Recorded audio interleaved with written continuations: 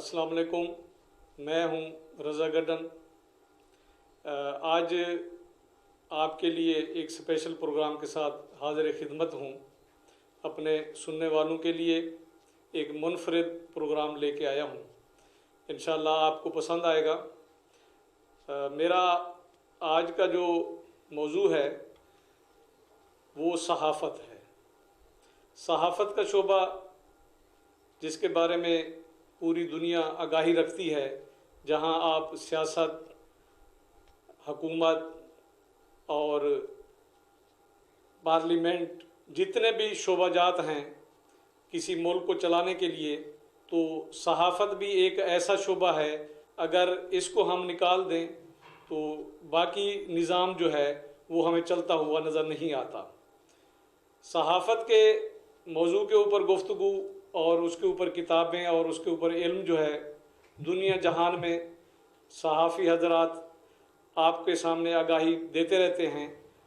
मेरा मकसद ये नहीं है कि सहाफ़त के बारे में आपको बताना है। मेरा जो आज का मौजू है वो सहाफ़ी है, उसकी कैसे ज़िंदगी गुज़रती है, वो किन मुश्किलात से गुज़रता है और उसके क्या मसाइल हैं, उनको कहाँ कहाँ से ये तमाम रास्ते अबूर करने पड़ते हैं। अक्सर आप लोग देखते हैं कि सहाफ़ी बड़े नामवर होते हैं और उनके बड़े पैसे वाले भी होते हैं, उनके लोग शिकायत भी करते हैं। लेकिन जो छोटे इलाके, मिसाल के तौर पे अगर आप इस्लामाबाद, कराची, लाहौर की बात करें तो शायद आप कहें कि ये तो बड़े मज़े वाला काम है। लेकिन अगर आप बलूचिस्तान, सिंध या जनूबी पंजाब के सहाफ़ी, उनके बारे में पहले तो आपको मालूमात नहीं होती। लेकिन सहाफ़ी एक ऐसा शोबा है जो हर किसी को मालूमात तो पहुंचा रहा होता है, उसके बारे में मालूमात कम लोग रखते हैं। तो मैंने आज इसका इंतखाब इस वजह से किया है कि सहाफ़ियों के बारे में आपको ज़रूर इल्म होना चाहिए। हाँ, अलबत्ता ये है कि जो बड़े सहाफ़ी हैं उनके बारे में तो हम मालूमात रखते हैं, या उनके जो हमारे चैनल्स हैं वो भी बताते रहते हैं, उनकी मुश्किलात भी नज़र आती रहती हैं, या उनको जो फ़वाइद मिलते रहते हैं वो भी नज़र आते हैं। लेकिन जो छोटे इलाके हैं उन सहाफ़ियों के बारे में, जो जिन इदारों के लिए वो काम करते हैं, वो इदारे भी उनका तारुफ नहीं करवाते। तो मेरा आज का जो मौजू है वो जामपुर के एक नामवर सहाफ़ी, बल्कि मैं सिर्फ जामपुर के, क्योंकि उनकी रिहाइश है, जनूबी पंजाब में इस वक्त जो नाम आप तमाम लोगों के सामने आता है वो जावेद इकबाल साहब का है। जावेद इकबाल साहब एक कारकुन सहाफ़ी हैं और दिन रात मेहनत करते हैं। अपनी मेहनत के बलबूते पर उन्होंने अपना नाम रोशन किया है। उसी को हम देखते हुए, बल्कि आज मैं उनको खिराज तहसीन पेश करता हूँ कि उन्होंने इतने कम अरसे में एक तो अपने जो इलाके के मसाइल हैं उनको भरपूर तरीके से उजागर किया है, और सिर्फ उजागर नहीं किया बल्कि हकूमती और इस्टेब्लिशमेंट और बल्कि जो हमारी ब्यूरोक्रेसी है वहाँ तक उन मसाइल को ले भी जाते हैं और उनका हल भी करवाते हैं, अवाम को आगाही भी देते हैं, उनकी खबरों के ऊपर हकूमती इदारे तवज्जो भी देते हैं। तो हमने आज उनसे रिक्वेस्ट की है कि उन्होंने हमारे चैनल के लिए वक्त निकाला है। मैं इंतहाई मशकूर हूँ जनाब जावेद इकबाल साहब का, जो इस वक्त जामपुर में एज ए कारकुन सहाफ़ी काम कर रहे हैं इलेक्ट्रॉनिक मीडिया के लिए। तो आइए आपको मिलवाते हैं जावेद इकबाल साहब, जो रोही न्यूज़ और 24 के लिए काम करते हैं जामपुर। अस्सलाम वालेकुम सर। जी वालेकुम अस्सलाम। क्या हाल है सर आपके? ठीक हैं, खैरियत से हैं आप? और कैसा वक्त गुजर रहा है? बिल्कुल ठीक गुजर रहा है। अच्छा सर, मैं आपसे, बड़ा मुश्किल है आपके लिए वक्त निकालना। दिन रात आप मसरूफ़ होते हैं, कभी आप पहाड़ों पे जा रहे होते हैं, कभी आप दरियाओं की हमें सैर करा रहे होते हैं, कभी महलों में जो पानी खड़ा होता है उनको दिखा रहे होते हैं। ये इतना सारा जो आप काम करते हैं, तो ये कैसे कर पाते हैं? ये ज़रा मुझे बताइए। आपको ये सारा टाइम मैनेजमेंट करना, ये किस तरह आप कर पाते हैं? पहले तो मैं आपका शुक्रिया अदा करता हूँ कि आपने मुझे इज़्ज़त बख्शी और आज अपने प्रोग्राम में मुझे मदऊ भी किया। तो ये जहाँ तक आपने ये सब कुछ करने की बात की है, तो ये करने का जज्बा जो है ये मुझे मेरे अपने जो मुझे मेरे चाहने वाले हैं, पहले तो मैं उनका भी शुक्रिया अदा करता हूँ कि वो मुझसे जिस मोहब्बत से पेश आते हैं और मेरे काम को वो देखते हैं, तो मेरे अंदर जो है ना और भी ये जज्बा पैदा हो जाता है। تو بہت سے ایسے معاملات ہوتے ہیں، تو اس حوالے سے ہمیں جب رپورٹنگ کرنی پڑتی ہے تو بہت سی مشکلات کا بھی سامنا کرنا پڑتا ہے، وہاں پہ دیکھنا پڑتا ہے، لیکن ہم اپنے حقائق جو ہیں، وہ جو عوام کو درپیش مسائل ہیں یا جو کچھ پوشیدہ جو باتیں ہوتی ہیں ان کو سامنے لانے کے لیے ہم کوشش کرتے ہیں کہ اپنی عوام کو جس طرح ہم پر وہ اعتماد کرتے ہیں تو ان کے اعتماد پر ہم پورا اتریں، اور اس جذبے کے تحت جو ہے نا ہم اپنی رپورٹنگ بھی جاری رکھتے ہیں اور چھپی ہوئی خبروں کو بھی سامنے لے آتے ہیں، اور بہت سے ایسے جو عوام کے لیے مسائل ہیں ان کو بھی سامنے لاتے ہیں۔ تو اس کے لیے بہرحال جتنی میرے رب نے عزت بخشی ہے اس میں شکر گزار ہوں، اپنے رب کا شکر ادا کرتا ہوں، اور دوسرا ان دوستوں کا بھی شکریہ ادا کرتا ہوں جو مجھے سپورٹ کرتے ہیں۔ اور میرے لیے جو ہے ابھی میں طالب علم ہوں، اس حوالے سے صحافت کے حوالے سے ابھی میں طالب علم ہوں، بہت کچھ سیکھ رہا ہوں۔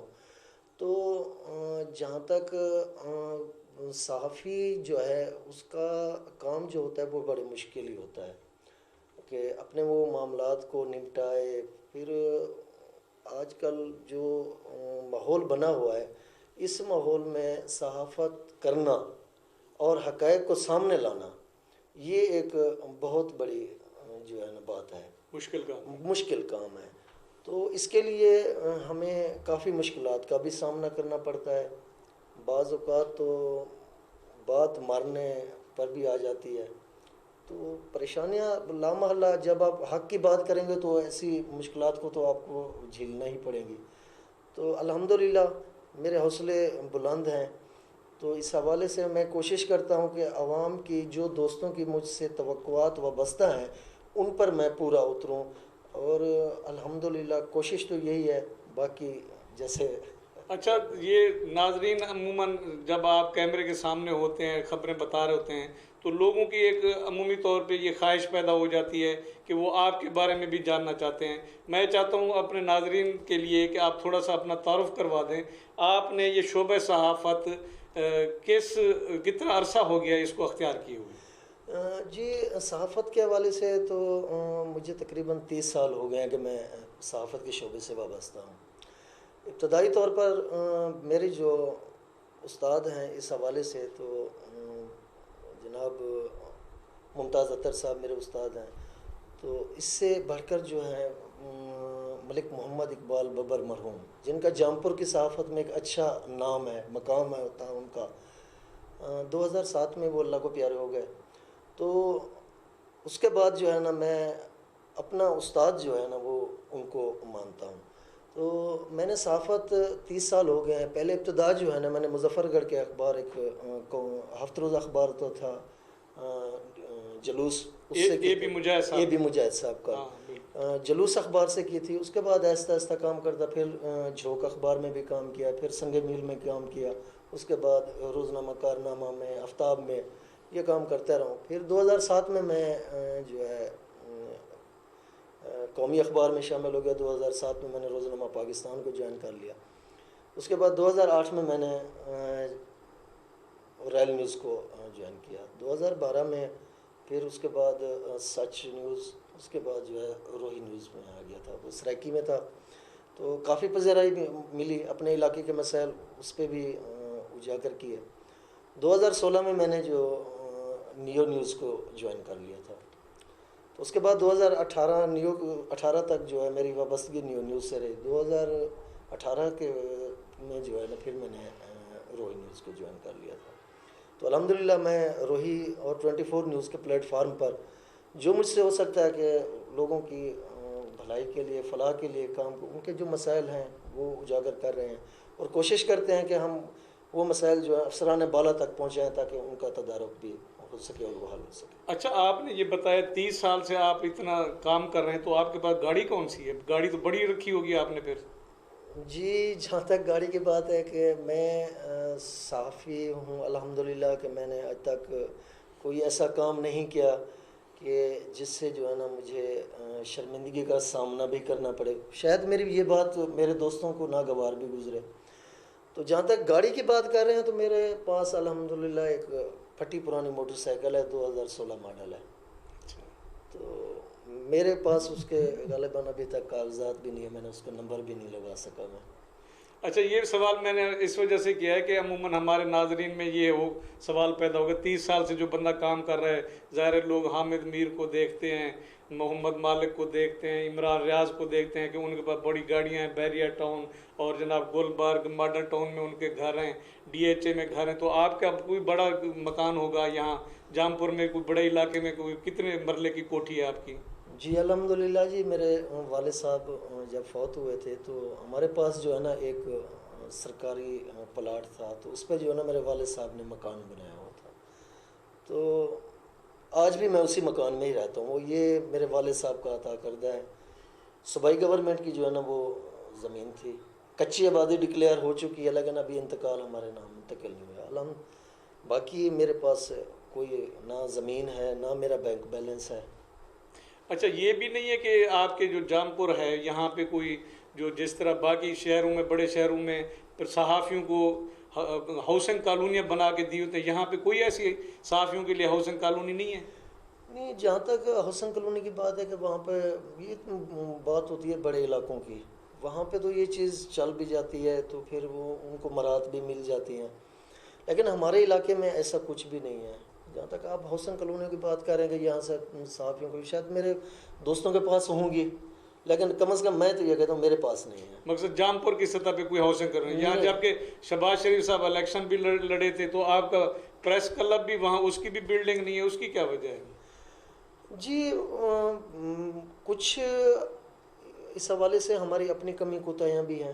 پریس کلب کو آباد کرنے کے لیے دوستوں کی جو ذاتی کاوشیں ہوتی ہیں وہ خاص طور پر نظر نہیں آتی. ہم لوگ قلم کار جو ہیں نا، صحافی جو ہیں، وہ باتیں تو کرتے ہیں، دوسروں کے گھروں کو ٹھیک کرنے کے لیے سوچتے بھی ہیں، ان کے بارے لکھتے بھی ہیں. لیکن ہمارا اپنا جو گھر ہے، جو ہمارا پریس کلب جو ہمارا اپنا گھر ہوتا ہے، جسے ہم وہ صحافیوں کا اصل گھر جو ہے نا وہ پریس کلب ہے. مجھے بڑا افسوس ہوتا ہے کہ میں کافی عرصے سے یہ دیکھ رہا ہوں کہ وہ جو ہے وہ غیر آباد پڑا ہوا ہے.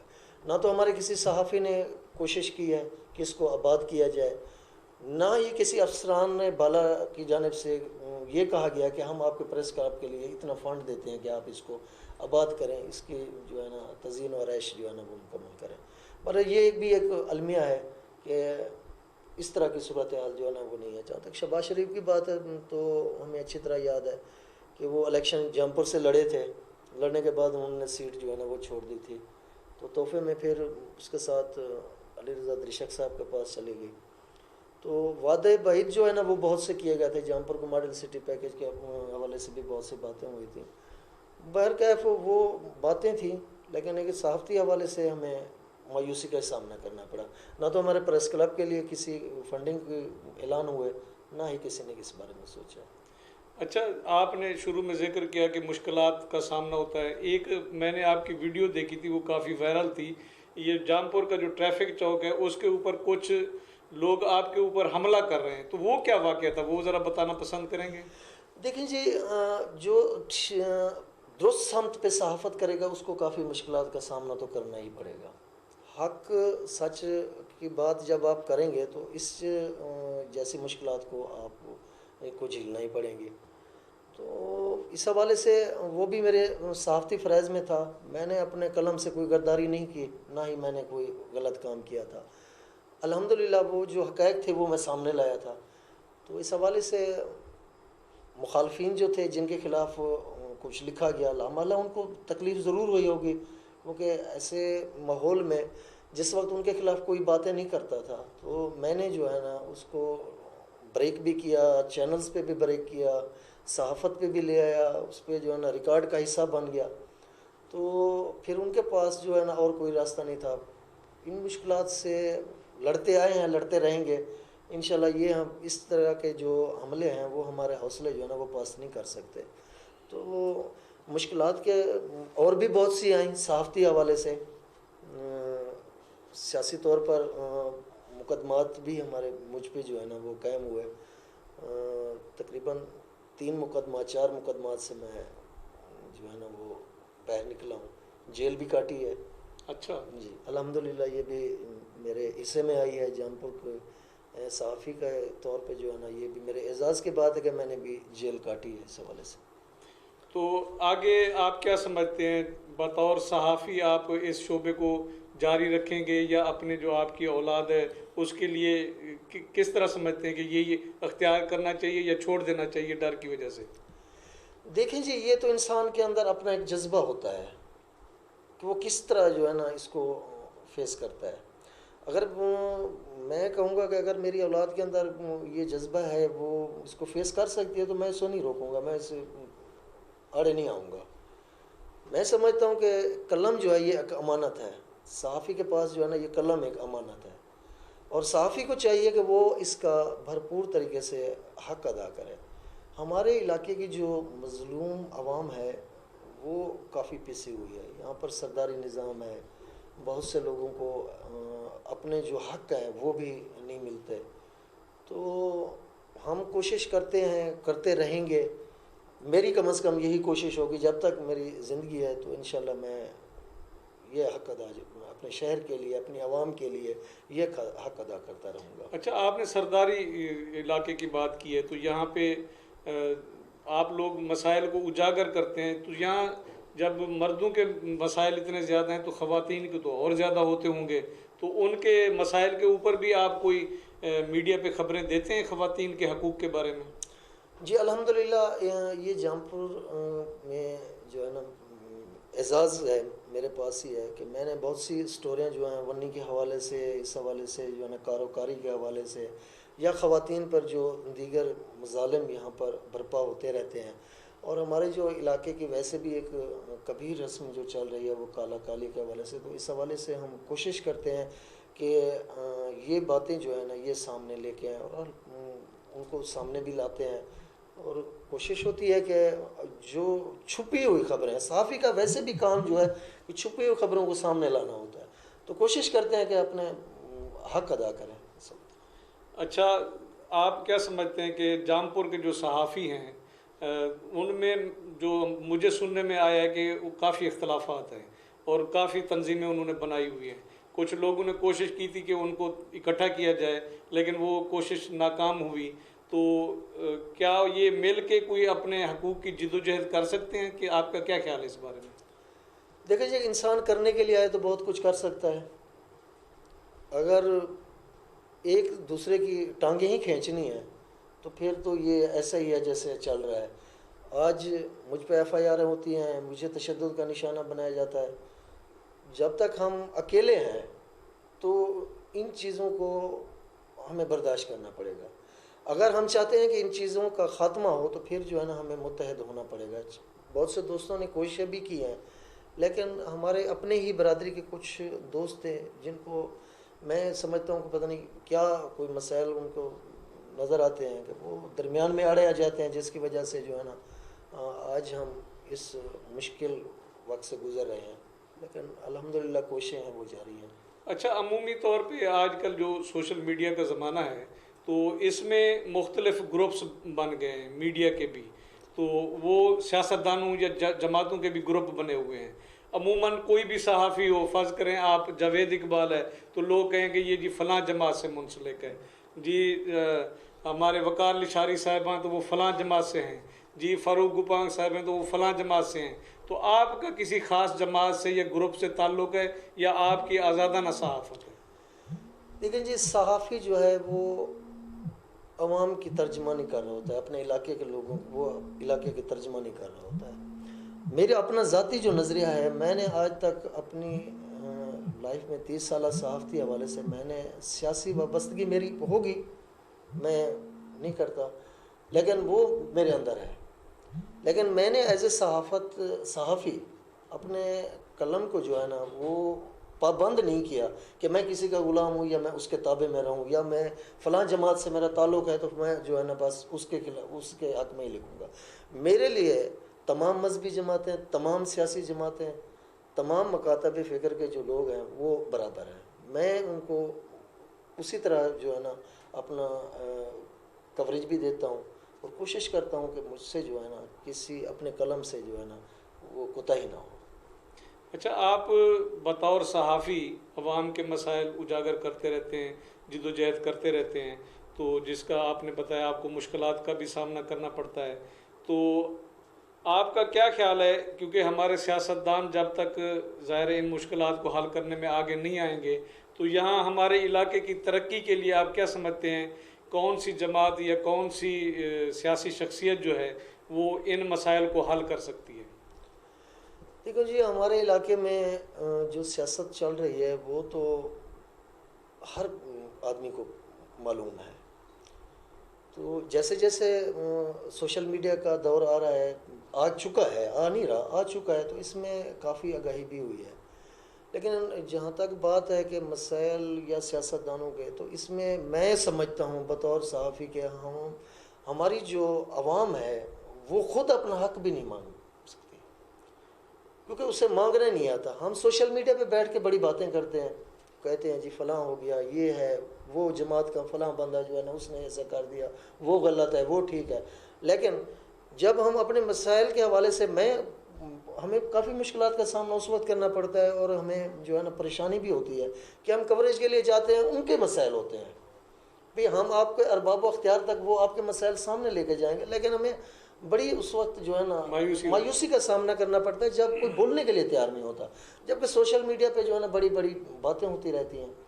اور میں یہ کہتا ہوں کہ ہماری جو سیاستدانوں کی آپ نے بات کی ہے کہ ترقی کے حوالے سے، تو میں سمجھتا ہوں کہ ہماری عوام جو ہے جب تک وہ خود کھڑی نہیں ہوگی، یہ ہمارے جو سیاستدان ہیں وہ ہمیں جو ہے نا اس جگہ پہ نہیں کھڑا کریں گے، یا ہمارے علاقے کے مسائل اس طرح سے حل نہیں کریں گے جس طرح سے ہونے چاہیے.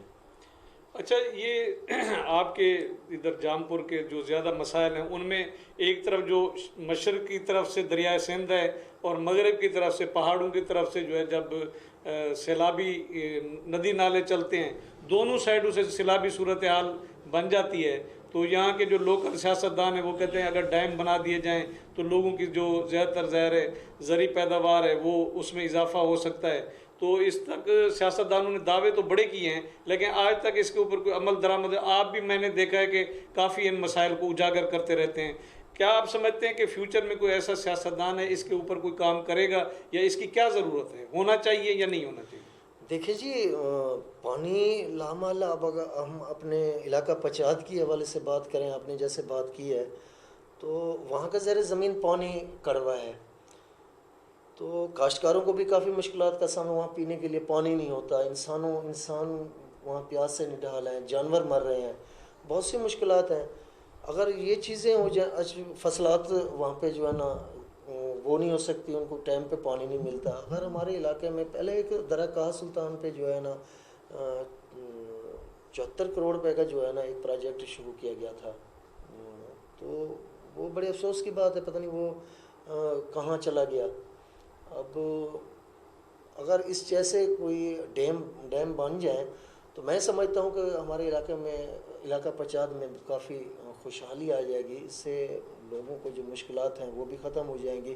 اس کے لیے سیاستدانوں کو اپنا کردار ادا کرنا چاہیے، اور ایسے جو منصوبے ہیں، پروجیکٹ ہیں، وہ سامنے لے کے آنا چاہیے جو عوام کے لیے فلاح بہبود کے لیے بہتر ثابت ہو.